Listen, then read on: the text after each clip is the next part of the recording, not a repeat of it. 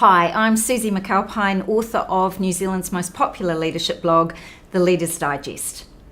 The growth of artificial intelligence and machine learning, like most transformational technologies, is both exciting and a little scary from a leadership perspective. In one recent Fortune 500 study, over 80% of chief executives researched cited artificial intelligence or machine learning as either extremely important or very important to their company's future success. So as a leader, you're going to want to get your head around both the opportunities and the implications of AI, and you might want to do that pretty quick smart. But don't worry, I've got you covered, because today I'm interviewing one of New Zealand's foremost experts in AI, Josh Comrie.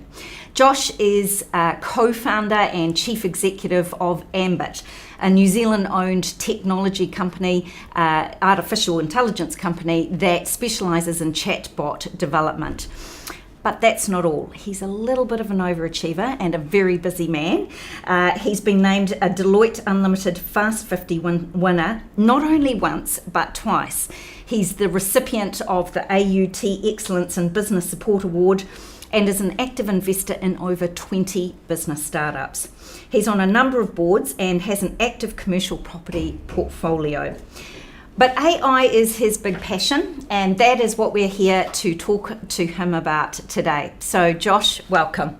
Hey Suzi, thanks very much for having me, and well, that's quite an introduction, but what I can assure you that for today's purposes I am in fact me, not a robot. You are really actually here. Absolutely, 100%. That's good start. Yes.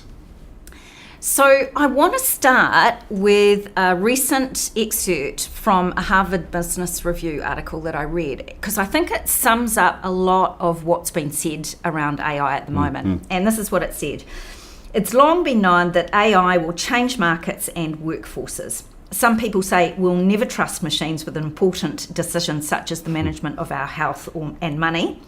But this is 20th century thinking. A new generation is engaging with smart machines that they trust and often even prefer. It's hard for anyone to argue with the results. And to give you all an example of this, the UK health service provider Babylon recently pitched its AI against a senior A&E nurse and a junior doctor from Oxford University. And the results revealed that Babylon's AI was consistently faster and more accurate than in triaging patients than its human counterparts. So what's your take on this? So artificial intelligence in the health sector is one of the really great opportunities to create better outcomes for those folk that are going through and experiencing the process. So typically in this case, it's patients. And there's a long kind of established history around why health is such a complicated part of the world for us to operate within. So the human body, ours, are the most complex organism known to mankind, and especially when you consider what's inside our heads, our brains. And so if you look at the way that the study and the uptake of knowledge tends to go for medical professionals, they spend a period of time, 5 to 10, maybe 12 years learning, and then they'll have refresher courses and obviously a lot of on-the-job training. But if you consider the complexity of the environment that they're working within, i.e. the body, but also the systems and processes that they need to adhere to in applying treatment to give patients a good outcome, it's a very difficult thing for them to stay abreast and aside current things that are going on, but also the total body of knowledge, because the total body of knowledge is absolutely huge, right? And so to enable people to deliver better diagnoses and better treatments to patients, then clearly one of the great opportunities, and I am familiar with the Babylon offering, it's both an app and also a piece of technology that offers supportive diagnosis to doctors, then it can just deliver just such a richer experience tapping into that body of knowledge and therefore delivering better patient outcomes.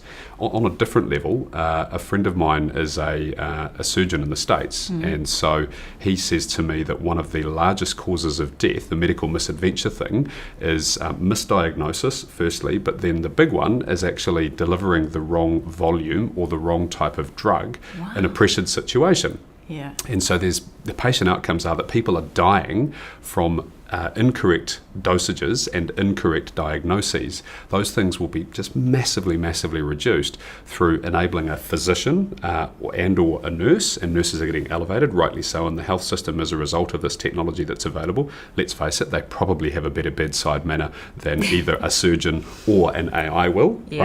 right? And so through delivering with this mechanism, it's enabling better patient outcomes and more people to recover quicker and also not die, which is obviously very important. Pretty big. It's pretty big.